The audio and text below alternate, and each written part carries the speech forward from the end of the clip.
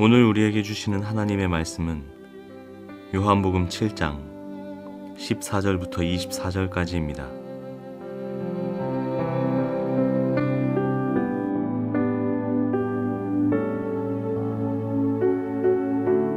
명절이 중간에 접어들었을 즈음에 예수께서 성전에 올라가서 가르치셨다. 유대 사람들이 놀라서 말하였다. 이 사람은 배우지도 않았는데 어떻게 저런 학식을 갖추었을까? 예수께서 그들에게 대답하셨다. 나의 가르침은 내 것이 아니라 나를 보내신 분의 것이다. 하나님의 뜻을 따르려는 사람은 누구든지 이 가르침이 하나님에게서 난 것인지 내가 내 마음대로 말하는 것인지를 알 것이다.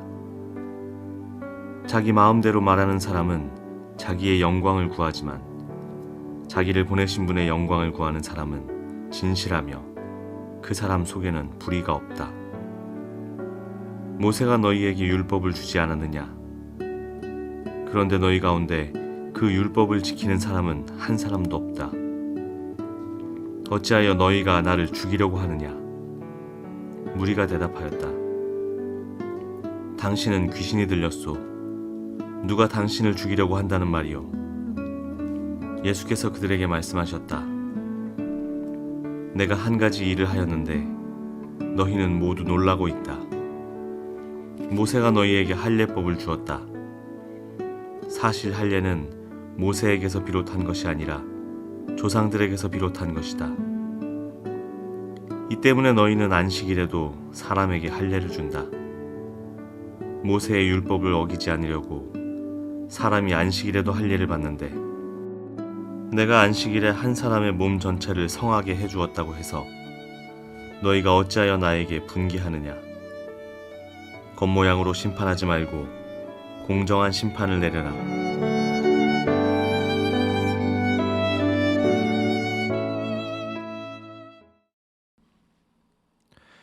초막절이 가까이 이르자 예수님과 형제들은 모두 명절을 지키러 예루살렘에 올라갔습니다.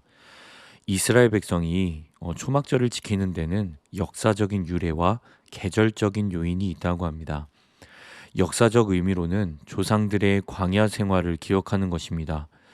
12살 이상의 이스라엘 사람들은 예루살렘에 모여서 장막을 치고 한 주간을 생활합니다. 예루살렘을 중심으로 30km 이내의 광야나 길거리나 성전 부근 어디든지 천막을 치면서 조상들의 광야 생활을 추억했다고 합니다. 그리고 계절적 요인으로는 추수감사절의 의미가 있습니다. 유대인들에게는 두 번의 감사절이 있는데 오순절은 첫 곡식을 거두어 드리는 맥추감사절이고 초막절은 가을의 모든 곡식을 거두어 드리고 감사하는 추수감사절입니다. 오늘 본문은 방금 설명한 명절 기간이 절반쯤 지났을 무렵에 있었던 이야기입니다. 14절을 보시면 명절이 중간에 접어들었을 즈음에 예수님께서는 성전에 올라가셔서 가르치는 일을 하십니다. 15절에 예수님의 가르침을 들은 유대 사람들은 놀라서 말합니다. 이 사람은 배우지도 않았는데 어떻게 저런 학식을 갖추었을까? 쉽게 말하면 지금 표현으로 어디 학교 출신이냐? 스승이 누구냐? 어디에서 배웠냐? 라는 반응인 겁니다. 이에 대해 예수님께서 대답하십니다. 16절과 17절에 나의 가르침은 내 것이 아니라 나를 보내신 분의 것이다.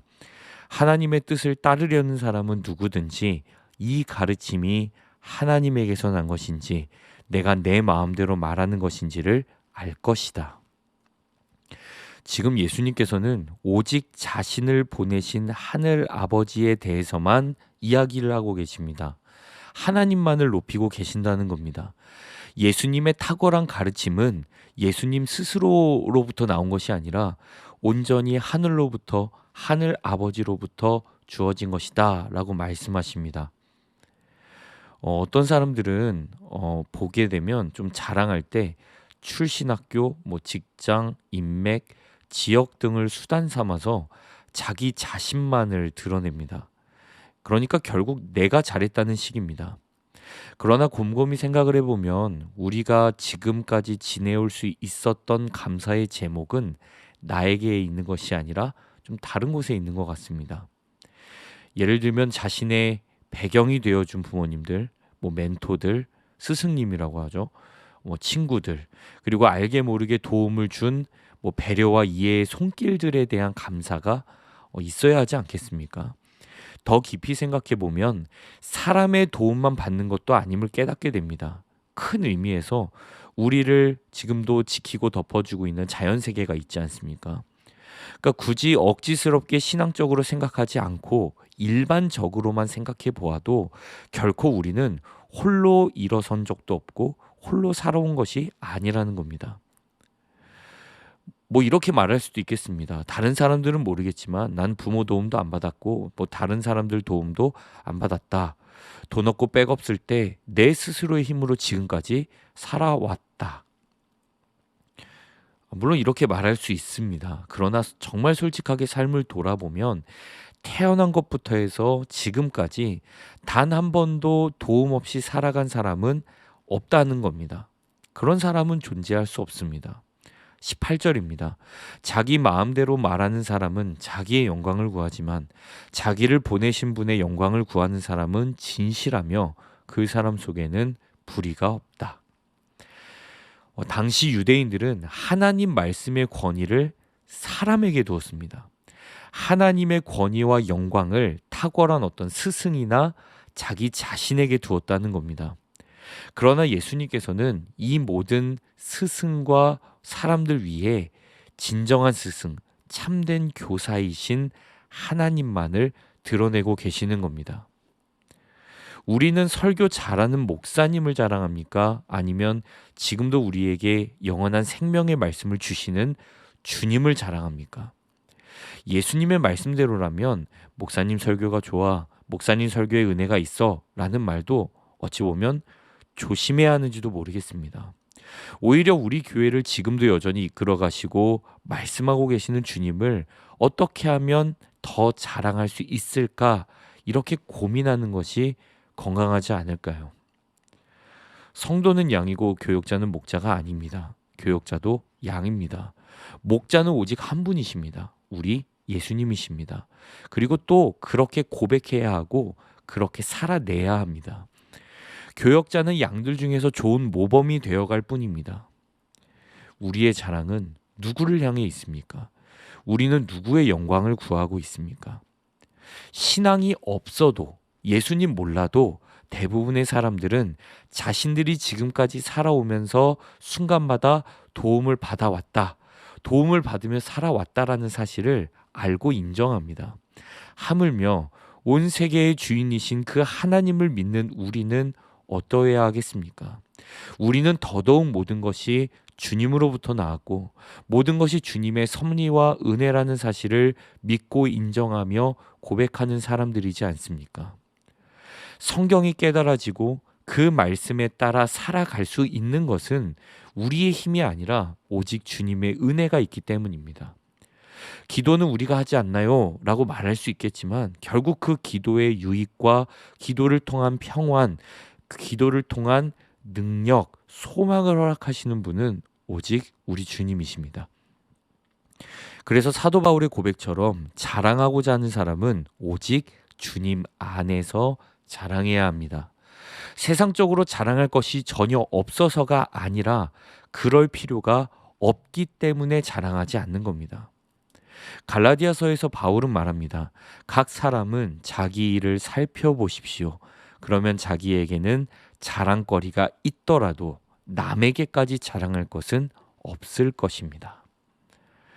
그러고 보면 예수님께서는 자기의 일, 곧 하늘 아버지께서 주신 사명만을 살피셨습니다. 그 안에서 여러 표징들을 이루신 겁니다. 자신을 드러내기 위해 기적을 행하신 일이 전혀 없다는 겁니다. 그러니까 예수님께서는 오직 자신에게 하늘의 사명을 주신 아버지만을 의지하셨고 아버지만을 자랑하셨다는 겁니다. 바라기는 사도 바울이 말했듯 내게는 우리 주 예수 그리스도의 십자가밖에는 자랑할 것이 없습니다. 이러한 귀한 고백이 우리 가운데 있기를 바랍니다. 우리의 자랑은 오직 주님뿐이셔야 합니다. 주님만이 우리 삶의 참된 교사이십니다. 주님만이 우리의 아버지가 되어 주십니다. 이것을 기억하면서 주님께만 영광 돌리는 우리의 모든 삶이 될 수 있길 주님의 이름으로 축복합니다. 기도하겠습니다. 주님, 주님만이 우리를 가르치십니다. 주님만이 우리를 이끌어 주십니다. 주님만이 우리를 인도하십니다. 주님, 오늘 예수님의 삶을 보면서 예수님의 고백을 기억하면서 우리의 자랑이 내가 아니라 오직 주님이시기를 원합니다. 우리의 간증도 나의 어떤 나의 자랑이 아니라 오직 주님께서 이루신 일들, 주님의 성품, 주님의 역사하심만 드러내게 하여 주십시오. 오늘 이 하루도 주님만 높이는 하루가 되기를 원합니다. 주님의 축복 가운데 우리가 기뻐하며 자랑하며 드러내며 그렇게 그리스도인으로서의 삶을 살아갈 수 있도록 우리의 마음과 생각을 지켜주십시오. 주님께 감사드리며 우리의 영원한 자랑이 되어주시는 예수 그리스도의 이름으로 기도합니다. 아멘.